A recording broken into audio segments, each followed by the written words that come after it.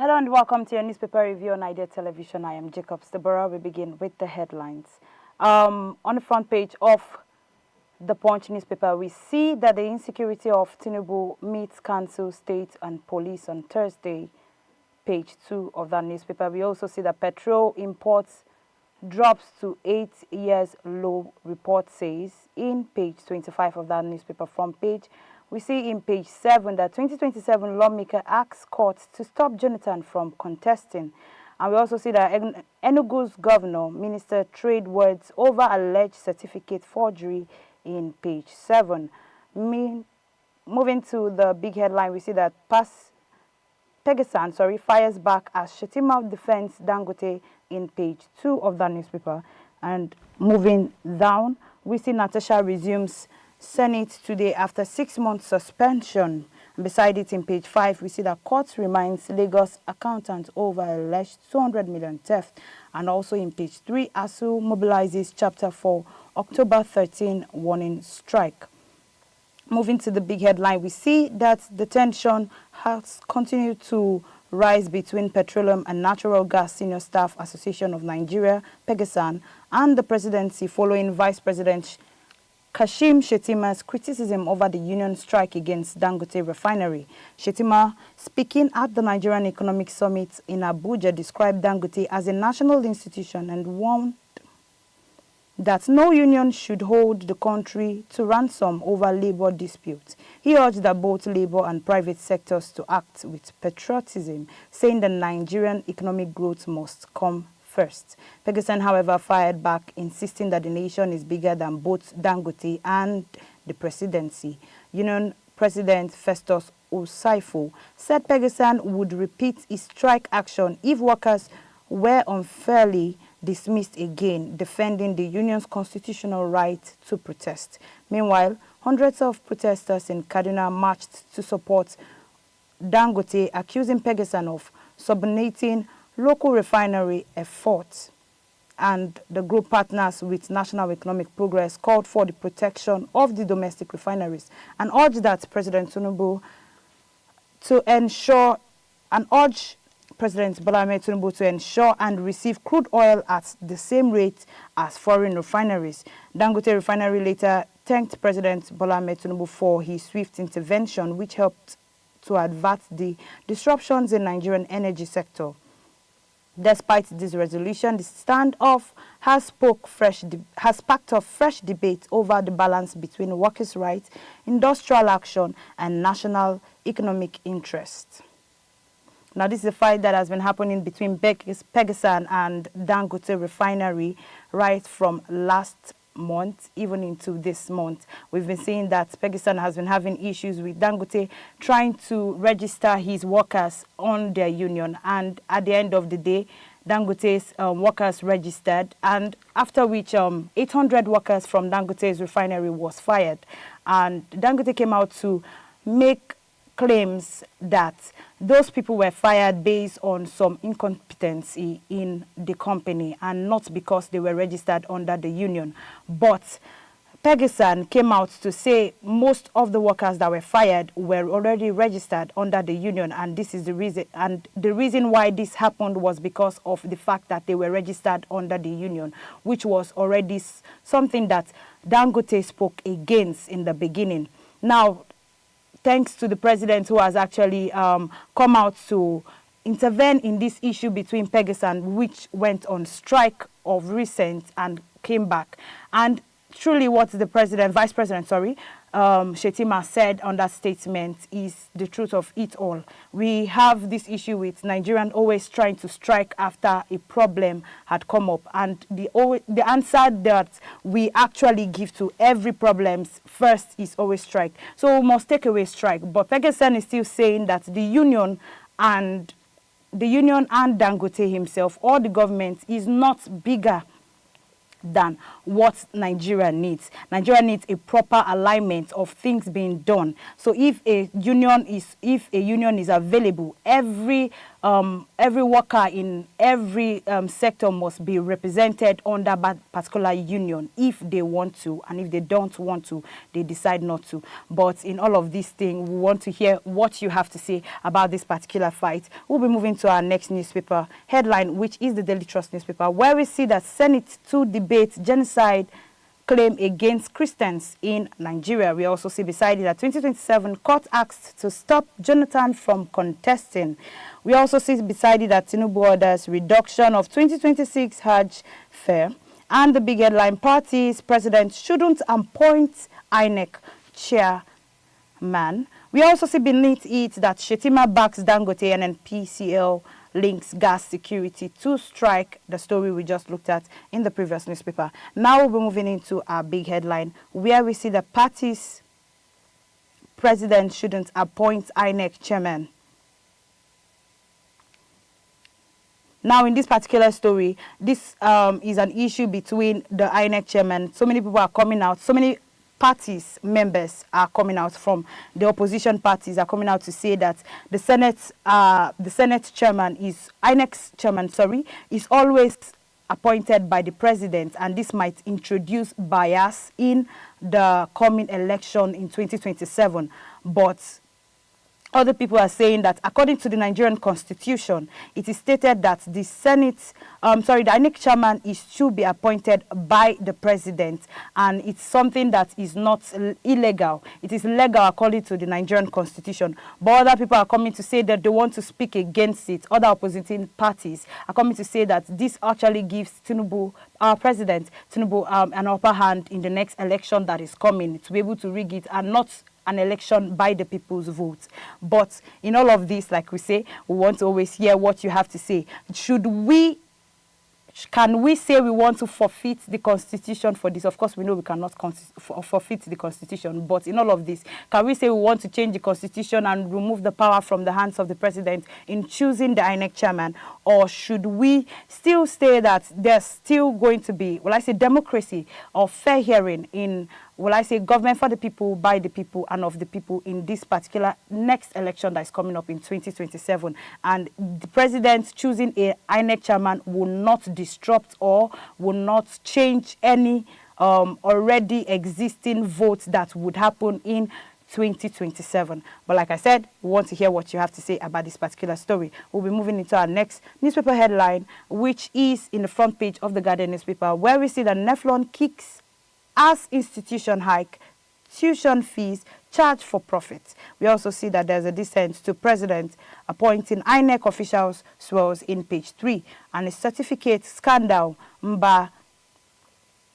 behind my audios Niji claims in page 3. And we also see that Awajile's tool, over 30 aspirants screened as more justice for throne in page 5. We also see beneath it that there is Nigerian food scarcity goals stalled by the flawed procurement policy, expert claims in page 7. And 2027, Mimiko denies leading Southwest consultation team to woo Jonathan in page 5. We also see that U.S. pressures triggers federal government Senate pushback on the alleged Christian persecution.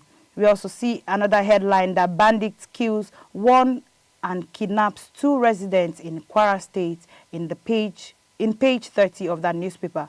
And strike imminent as ASU mobilized members decry federal government inaction for their call for action in page 4 of that newspaper. Now moving into the story of, we're moving into the next newspaper headline, which is the Nation newspaper front page, where we see that local processing spurs share revenue growth. And also in page 4, Tinubu directs NAHCON to reduce 2026 Hajj fare in page 4. And we also see in page 3 that 2027 lawmakers urge courts to stop Jonathan from contesting. More controversies over minister certificate saga in page 28. And the big headline, president to oil workers avoid strike that undermines the economy. We also see beneath it that APC PDP, LP, APGA, and NPP, others join rep consultative meeting on constitution review in page 3 of that newspaper. Now we'll be moving into the full story of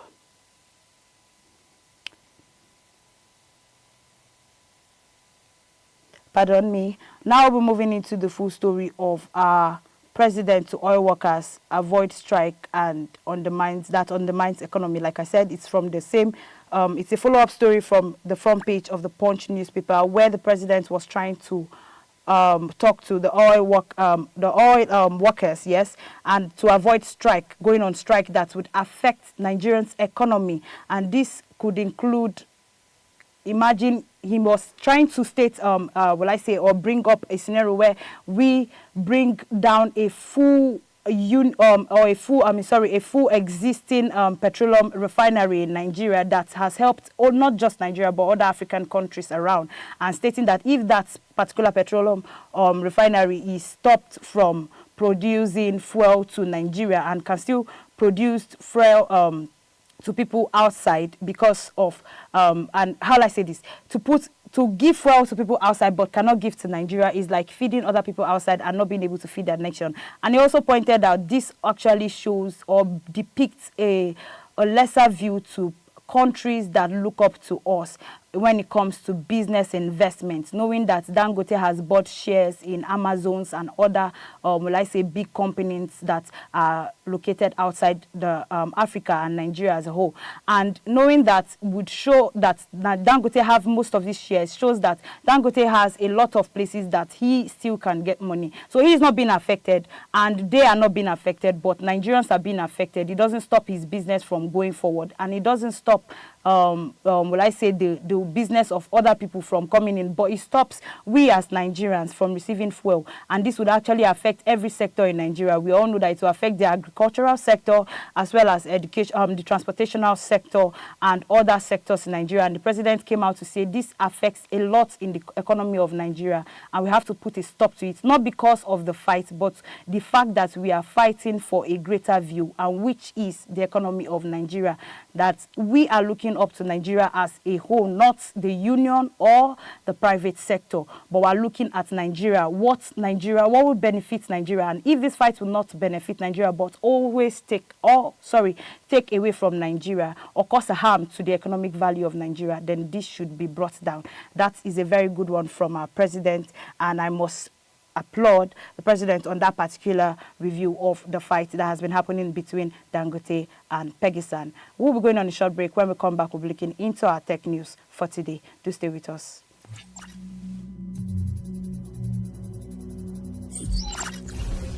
Quantum computing. Quantum computing is still in its infancy, but has the potential to revolutionize industries that require massive computational power. Unlike traditional computers, quantum computers use quantum bits, or qubits, which can process a vast number of possibilities simultaneously. This makes quantum computing particularly valuable for solving complex problems in drug discovery, cryptography, and optimization. However, the technology is still experimental, and practical applications are limited by issues like error rates and stability. Despite this, quantum computing is attracting massive investments from companies like Google and IBM, and the market could reach $64.98 billion.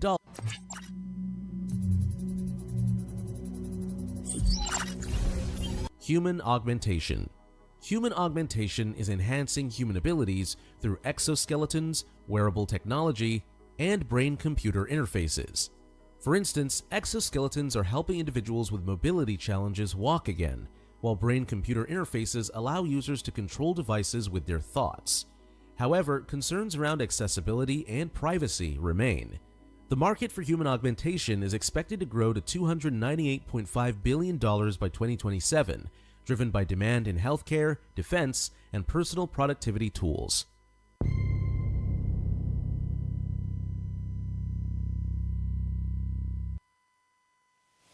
Welcome back. If you're just joining us, this is your newspaper review on MIDDAY Television. We've been reviewing some newspaper headlines before we went on a short break, and now we'll be diving into our tech news.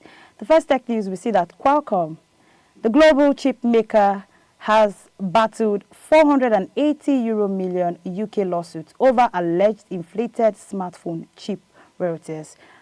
These lawsuits in London accused Qualcomm of abusing its market dominance to make smartphone giants like Apple and Samsung pay excessive royalties. This case brought by the British Consumer Group, which claims around 29 million smartphone owners in the UK who bought iPhones or Samsung devices since 2015, may have overpaid because Qualcomm pricing policy has increased. The lawsuit alleged that the company imposed an unfair charges even when its chips were not used in certain devices under a global no license, no chip rule. Qualcomm denies any wrongdoing, arguing that the case misrepresents its long-standing practice of recurring manufacturers to obtain license from its standard essential patient before purchasing chipset. The tech firm insists that Apple and Samsung, both powerful global manufacturers, possesses a significant buyer leverage and could negotiate terms effectively.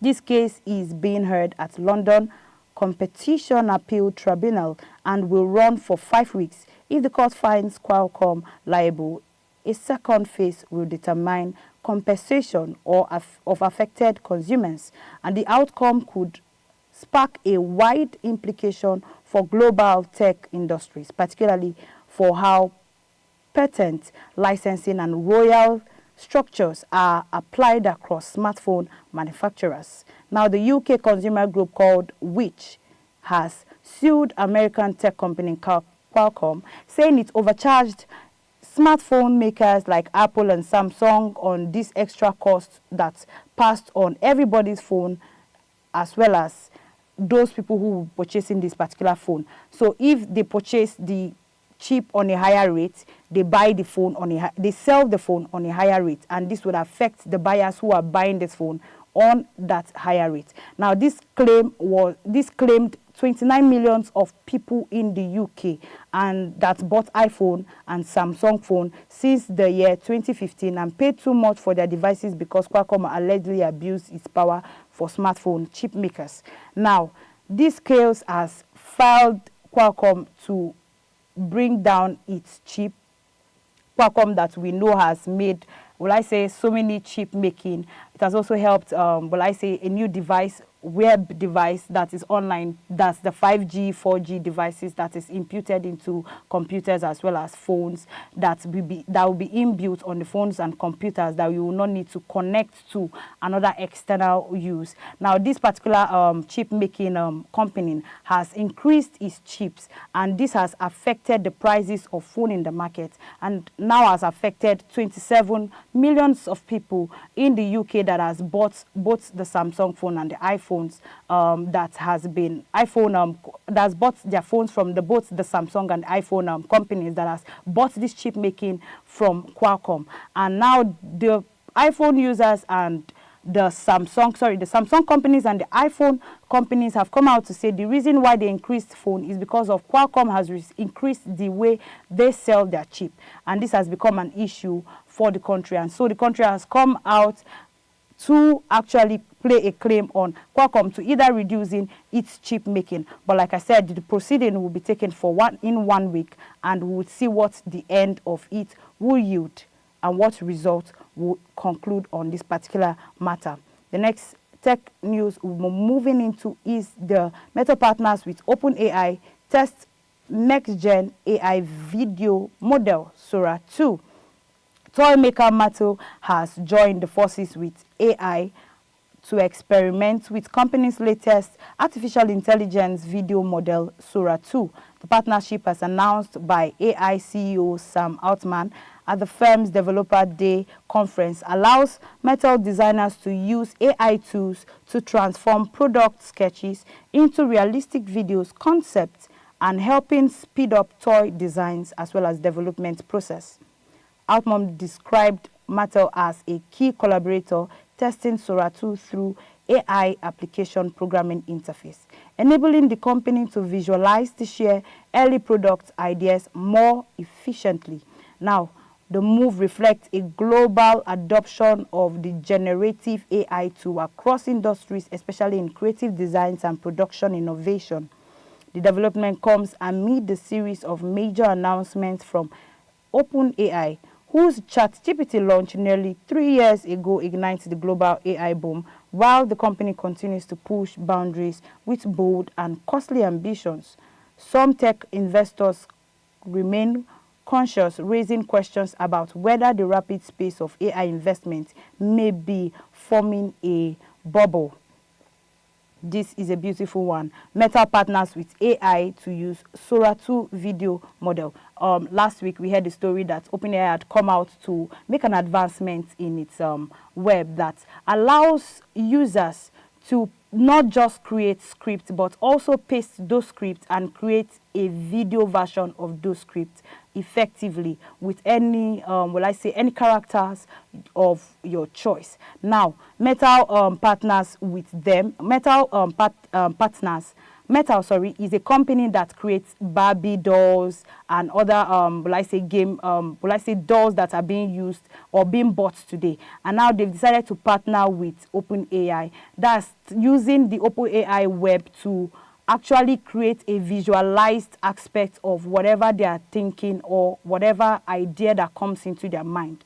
Now, on one hand, we are trying to say the creativity, or will I say the jobs of the people who create this particular visual looks of the ideas being made by Metal will be taken from them, because of course now you can sit in your house and have an idea and just place it on OpenAI, and OpenAI just brings the idea into reality, even giving you a video concept of what you are thinking and just as you have thought about it. And if this would be given to you, we're saying, are these going to be taking jobs away from people who actually were creators of this particular this particular concept that are bought by these companies? And we are now saying, on the lighter note, OpenAI is making business easier and faster. You do not need to sit for days correcting and recorrecting videos that are being made by these computer editors. You don't need to sit for years designing a particular Barbie doll, but you can just sit and think about it, and once you have that idea, place it on OpenAI, and OpenAI gives you exactly what you want, the way you want it, and you can easily make corrections, and faster corrections will be made and brought back to, or given back to you, and which you can still remake corrections. Now, this takes job from people, but this helps make work easier and faster. So we're asking, do you think this should remain because of the fact that, of course, AI has made so many advancements easier for us and better for us, or for the fact that it has taken jobs away from creative minds and creative people, people who would sit down and think with other people's idea and create it and bring it into reality? What happens to them? Are they being sidelined? Are they being taken away from the picture? Are they being pushed out? Or should they remain and AI just continue to help, to support by helping us to make our work better? Like I said, we would want to hear from you, want to hear comments from you, want to know what you are thinking about this particular issue and what you have to say about this particular case. Thank you very much for watching your newspaper review on Idea Television. I am Jacobs Deborah, and like I would always say, stay informed, stay safe. Bye for now.